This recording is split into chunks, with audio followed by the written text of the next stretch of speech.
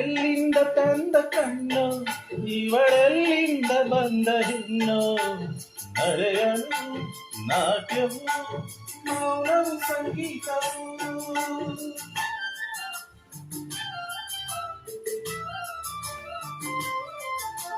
ಶೃಂಗಾರ ಕಾವ್ಯವೊಂದು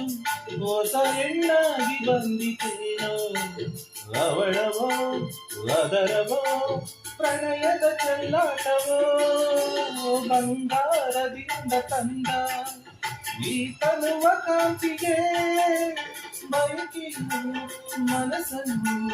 ಕೆಣಕಲು ನಾ ಸೋತೆನೆ ಆಕಾಶವಾಗಿದೆ ನಿನ್ನಂದ ಕಾಣಲೆಂದು ಆನಂದ ಹೊಂದಲೆಂದು